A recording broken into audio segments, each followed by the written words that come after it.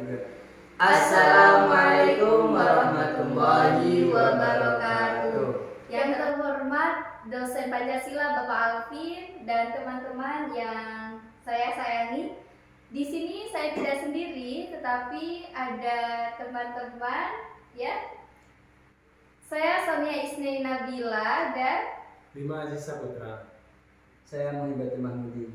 Di sini kami akan menjawab seputar Q&A studi Pancasila. Oke, pertanyaan pertama, kenapa kita harus berpancasila? Nah, ini menurut dari Kak Bima sendiri gimana?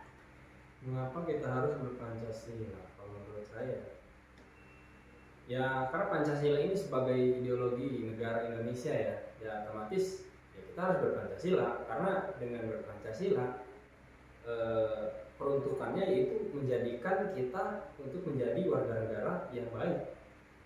Ya kalau dari saya segitu. Ya, kalau dari Kak Mudi? Ya, kalau dari saya, mengapa sih kita harus berpancasila ya? Nah, kalau menurut saya ini Pancasila kan sebagai dasar negara kan ya. Nah, yang mana itu menjadi kewajiban kita sebagai bangsa Indonesia itu mengamalkan dasar-dasar nilai yang ada di Pancasila tersebut. Oke. Nah, dari Kak Mudi sama Kak Bima tadi saya tambahin sedikit, yaitu benar. Dan mengapa kita harus mengamalkan apa yang ada di Pancasila? Karena di Pancasila itu mengatur tentang tatanan menjadi warga negara yang baik.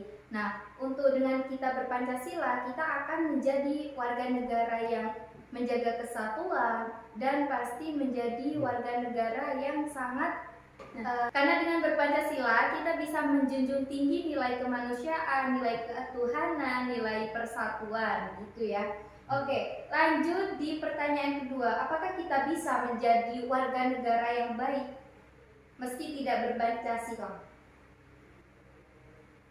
Dari siapa nih? Boleh dari kamu dulu. Oke, mungkin kalau dari saya, kalau secara umum menjadi baik kan tidak menjadi tolak ukur. Pancasila itu tidak menjadi tolak ukur dalam perilaku seorang itu mengatakan baik atau tidaknya. Tetapi dalam berperilaku atau berbangsa negara, nah meskipun kita itu harus berpancasila untuk yang mana di situ kita mengamalkan dasar-dasar Pancasila tadi terus. Oke, terima kasih. Saya akan menjawab juga ya. Apakah kita tetap bisa menjadi manusia yang baik meskipun tidak berpancasila? Nah, tetap bisa, tetapi ketika kita didominasi oleh orang yang tidak berpancasila, maka kelamaan itu Indonesia akan menjadi negara yang penuh konflik. Contohnya di mana? Di Indonesia kan tidak hanya satu agama, tetapi ada agama-agama yang lain. Ketika kita menjustifikasi bahwa mereka tidak segolongan dengan kita, dengan merasa bahwa diri kita, bahwa di agama kita itu yang paling baik, pasti nanti akan menjadi timbul kontroversi. Nah, oleh karena itu kita harus jaga kerukunan itu dengan bertoleransi antar umat beragama gitu. Kalau dari Kak Bima sendiri gimana? Kalau menurut saya, dalam arti baik itu banyak artiannya ya. Kalau misalkan ya kita intinya baik dalam hal apa gitu kan? Baik, karena dalam Pancasila ini kalau baik itu misalkan kita kan minggirin batu di tengah jalan juga itu kan udah termasuk baik ya. Nah, tapi kan pertanyaannya apakah orang tersebut bisa disebut baik tetapi dia tidak berpancasila? Kalau menurut saya orang itu memang baik tapi belum baik karena apa? Karena orang tersebut baik di sini relatif ya. Karena tergantung lingkungan juga. Karena kalau kita warga negara Indonesia kemudian bertempat di Indonesia, tinggal di Indonesia, otomatis ya kita harus berpancasila. Apapun kita perilaku kita mau bagaimanapun, intinya berpancasila itu adalah kewajiban bagi warga negara Indonesia. Kalau saya Oke. Nah, ini ada pertanyaan lagi, apakah kita harus menerima Pancasila? Bukankah itu hanya buatan manusia, bukan hukum atau aturan Allah? Nah, ini bisa dimulai dari saya. Jangan. Oke, nah kalau menurut saya sendiri itu harus menerima, karena apa? Kita juga harus mengikuti orang-orang alim, orang-orang yang ahli di bidangnya. Nah, ini juga semata-mata untuk kebaikan gitu ya, untuk kebaikan serta kemakmuran. Gimana? Nah, mengapa demikian? Kenapa kita harus menerima Pancasila? Karena Pancasila ini dibuat untuk persatuan, kekeluargaan, keseimbangan lahir dan batin. Nah, ini juga pasti dari musyawarah dulu ya, dan untuk keadilan rakyat. Bahkan untuk meresmikan Pancasila ini diresmikan oleh 9 orang. Salah satunya itu Kiai Haji Wahid Hashim ya, putra dari Bapak Kiai Haji Hashim Asy'ari. Nah, beliau memiliki prinsip bahwa kemerdekaan adalah kemaslahatan bersama, sedangkan perpecahan itu adalah kerusakan. Nah, oleh karena itu Bapak Kiai Haji Hashim Asy'ari ini melakukan tirakat untuk memastikan apakah Pancasila ini sudah sesuai syariat Islam atau belum. Nah, di situ makanya beliau melakukan tirakat untuk persatuan Indonesia ini. Sekarang kalau menurut Kak Mudi gimana? Mengapa kita harus menerima Pancasila sedangkan Pancasila itu bukan buatan dari Tuhan, melainkan dari manusia? Kita sebagai warga Indonesia itu harus ya menerima gitu, karena Pancasila itu dibuat bukan semerta-merta untuk kepentingan pribadi, melainkan untuk kepentingan umum seperti kepentingan bangsa Indonesia sendiri kan. Nah, yang mana di situ yang membuat Pancasila tersebut itu bukan dari satu agama, bukan dari satu budaya, bukan dari satu lingkungan, bahkan dari yang membuat Pancasila tersebut dari berbagai suku di Indonesia, berbagai daerah-daerah di Indonesia, untuk ya tujuannya untuk mempersatukan bangsa Indonesia ini menjadi adil dan makmur, kemasyarakatan gitu. Mungkin kalau menurut pandangan saya seperti itu. Baik, terima kasih Kak Mudi. Bisa dilanjut ke Kak Bima. Kalau saya sih pertanyaan tadi kan, apakah kita harus percaya ya Pancasila ini kan buatan manusia, bukan buatan Tuhan gitu kan? Sebenarnya jawabannya sudah dilengkapi semua ya, udah jelas lah tadi dari Mbak Son, dari Kak Mudi juga. Kalau menurut saya ya selaku warga negara, karena itu kan sudah kesepakatan para pendiri bangsa Indonesia gitu. Jadi kita selaku warga negara Indonesia harus ya mempercayainya, karena itu sudah menjadi sudah dirumuskan, sudah ibaratnya untuk menjadi kemaslahatan warga negara tersebut. Karena ya betul tadi kata Mudi gitu kan, karena di sini itu bukan hanya Islam aja kan, ya ada agama lainnya. Kita nggak tinggal di Indonesia itu nggak Islam aja, karena kita sangat beragam agama, beragam budaya, bahkan bahasa ya lain banyak lah, karena di Indonesia itu beragam-agam. Ya intinya kalau dari saya ya percaya, karena maksud dalam artian percaya itu tidak mempercayai bahwa Pancasila itu sebagai kekuatan dalam agama, tidak, tetapi sebagai dasar negara bagaimana kita hidup berbangsa di Indonesia ini. Sekian. Baik, terima kasih Pak. Ini pertanyaannya sangat berat ya. Ini masih ada. Kita beralih ke pertanyaan yang lebih ringan. Nah, bagaimana pendapatmu tentang nikah beda agama? Kan menurut Pancasila kan boleh. Ya. Oke. Ini bisa saya mulai dulu? Ya, silakan. Kalau saya pribadi, saya kan beragama Islam, jadi ya pastinya tetap tidak boleh.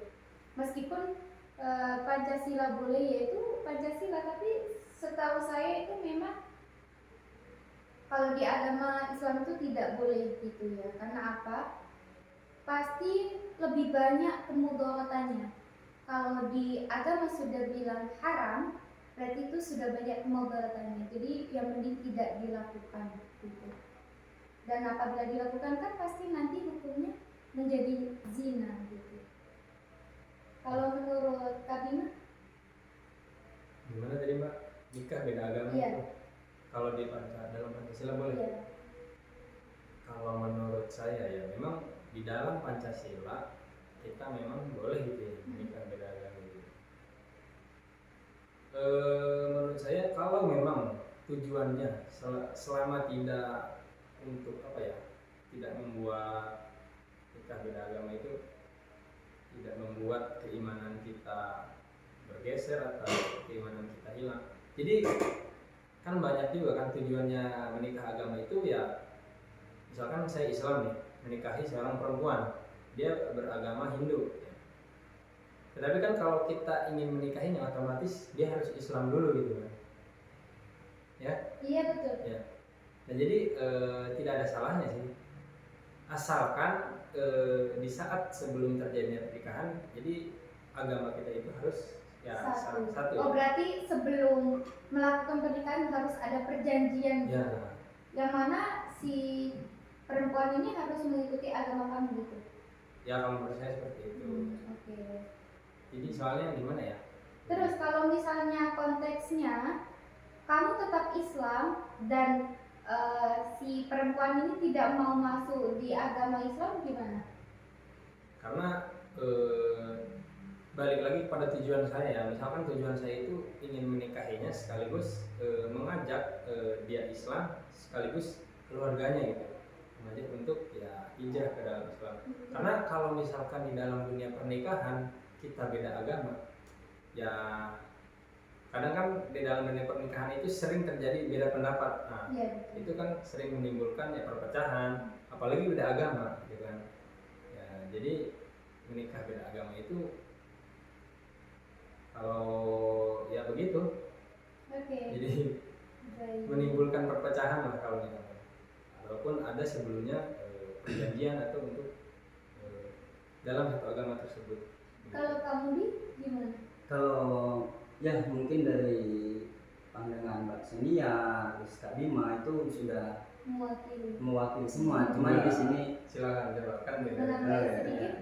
mungkin di sini menurut pandangan saya di sini apakah boleh menikah beda agama? Dengan kan kalau di Pancasila kan boleh. Kalau dalam agama kalau dalam agama Islam itu kan di situ ada lembaga pernikahan atau disebut KUA. Nah, di situ saya pernah melihat nikah itu persyaratannya harus seagama gitu. Walaupun itu beda agama, ya berarti yang antara laki-laki atau perempuannya itu yang beda ya harus di satu agama tersebut. Nah, seperti kalau yang di agama itu kan harus satu agama, ada lakum dinukum waliyadin, agamamu agamaku agamaku. Nah, gitu. Mungkin begitu. Oke, baik, terima kasih. Nah, bagaimana sikap kita terhadap orang yang berbeda dengan kita? Bisa dimulai dari kamu, Di? Berbeda dalam apa nih maksudnya? Berbeda dari segi apapun. Kita sebagai ya tadi yang dalam konteks pertama tadi berpancasila ya. Iya. Nah, bagaimana cara kita apa tadi Berbeda. menyikapi, kita harus menghargai satu sama lain, karena di situ juga ada nilai-nilai Pancasila di dalam. Kalau kita menghargai satu sama lain, menghargai perbedaan, toleransi seperti itu. Oke. Mungkin seperti itu. Bisa kami? Bagaimana menyikapi? Bagaimana sikap kita terhadap orang yang berbeda dengan kita? Mungkin beda keyakinan, beda suku, budaya lain. Maksudnya sih ya sama kayak Mudi ya, beda kayak tadi. Ya simpel aja kalau misalkan kita beda. Contohnya lah kita di kelas kan sering berargumentasi terus beda pendapat ya. Ya wajar aja, karena perbedaan itu memang sudah diciptakan dari sananya lah gitu. Karena dengan perbedaan kita menghasilkan keindahan. Berbeda-beda itu indah gitu lah. Masya Allah. Ya gitu lah. Oke, baik. Kalau saya pribadi ya, kita tetap harus menghormati dan menyayangi mereka. Jadi kita tidak boleh merasa benar untuk menciptakan kerukunan. gitu. Kan kuncinya biar kita tidak menimbulkan perpecahan. Iya. Gitu. Jadi oke, ini kan tadi kita bahas tentang Pancasila, perbedaan ini. Yang terakhir nih, bagaimana kenapa kita tidak boleh menerima khilafah dan LGBT? Kita kan diajari berkemanusiaan. Gitu. Bisa dimulai dari Kak Bima? Kenapa kita tidak boleh menerima Khilafah atau LGBT? khilafah dulu berarti ya? Iya. Yang ini menurut saya ya, Iya. karena yang saya tahu dalam khilafah itu melakukan itu menciptakan ya suatu tatanan negara, yaitu suatu tatanan negara itu khilafah Islamiyah, yaitu atas hukum dasar Islam ya. Karena pada saat ini kalau Indonesia diterapkan dengan hukum seperti itu, yang terjadi apa? Tidak ada kecocokan. Karena Indonesia ini balik lagi pada tadi, itu ya beragam agamanya, beragam budayanya, suku budaya dan lain-lain. Nah, jadi Indonesia ini kalau diterapkan sistem Islam khilafah tadi, ya tidak cocok aja. Karena yang saya tahu Islam khilafah ini dibawa dari timur, kemudian diterapkan di dalam Indonesia ya, seperti sekarang banyak ya yang ingin menerapkan, contohnya seperti Islam radikal ya, ya seperti itulah pemahamannya ya. Jadi yang berjihad tapi salah jalan seperti itu kan ya, intinya tidak cocok aja di Indonesia. Oleh karena nah terus LGBT kita tidak boleh kenapa kita tidak boleh menerima LGBTQ plus LGBTQ plus Q plusnya apa itu? Ya itu pokoknya LGBT ya, berarti kesukaan sama jenis antara pria dengan pria ya, konteks LGBT ya. Mengapa kita tidak boleh menerima?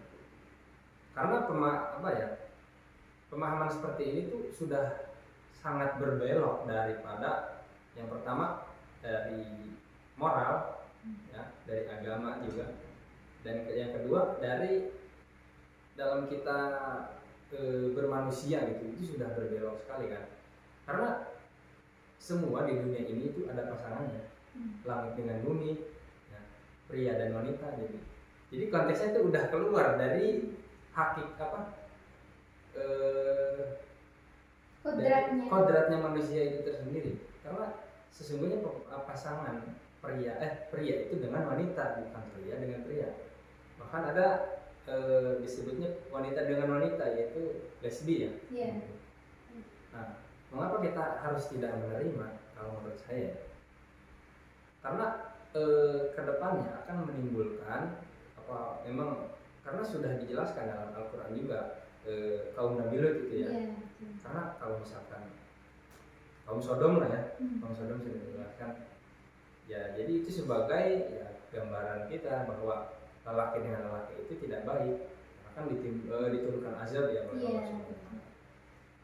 Ya kita selaku manusia yang normal kemudian warga negara Indonesia yang harus berpancasila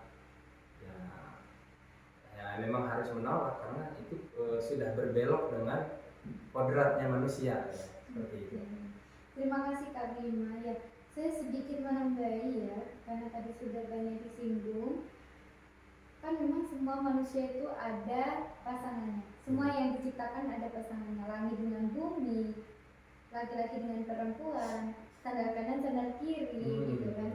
Nah, mengapa kita tidak boleh menerima khilafah dan LGBT? Karena mereka ini adalah orang-orang yang menyeleweng dari aturan dan tidak sesuai dengan syariat Islam. Nah, karena kan kita diajari berkemanusiaan, kita memang diajari berkemanusiaan, dan kita memberikan jaminan perlindungan hak asasi kepada mereka untuk jaminan kesembuhan dari penyakit itu. Kalau dari Kak Budi, yang pertama tadi, mengapa kita harus menolak khilafah ya? Nah, seperti yang kita ketahui bersama, itu kan khilafah itu kan suatu kelompok yang ingin mengislamkan semua kan yang di situ, mengislamkan Indonesia. Jadi kita sebagai warga Indonesia yang banyak budaya, banyak agama di situ harus menolak itu, karena itu adalah sebuah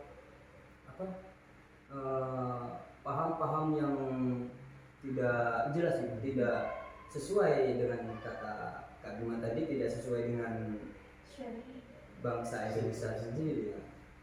Terus yang selanjutnya menolak LGBT kan, LGBT ya. Maka kita harus menolak ya, itu adalah sesuatu yang sangat menyimpang menurut saya maksudnya. Menurut saya sangat menyimpang karena apa? LGBT itu suatu bisa dibilang orang yang tidak mempunyai akal lah menurut saya, karena orang perempuan cantik banyak kok, mengapa pilih laki-laki kan gitu ya. Kalau menurut pandangan saya seperti itu sih. Nah, terus apa hubungannya dengan kita kan berkemanusiaan kan, ada hak asasi manusia. Iya betul, kita ada hak asasi manusia, hak HAM kan gitu. Tetapi kalau kita mentoleransi LGBT, membiarkan, itu makin merajalela. Bahkan sekarang pun di YouTube banyak seperti itu kan, menyiarkan atau mengebar-ngebarkan produk LGBT tersebut. Nah, kita sebagai mahasiswa itu harus menolak seperti itu, karena tidak sesuai dengan ya syariat agama, terus berbangsa juga, karena sudah. Mungkin saya kembalikan kepada Kang Sarah. Oke, terasa kita sudah di penghujung acara. Terima kasih kepada Kak Mudi dan Kak Bima yang sudah bersedia untuk menjawab Q&A hari ini. Oke, kesimpulannya kita harus menjadi warga negara yang berpancasila dan mengamalkan nilai-nilai yang ada di Pancasila itu. Dan tentunya kita harus menjaga toleransi antar umat beragama. Oke, sekian dari kami. Kurang lebihnya mohon maaf yang sebesar-besarnya. Wabillahi taufiq wal hidayah. Assalamualaikum warahmatullahi wabarakatuh.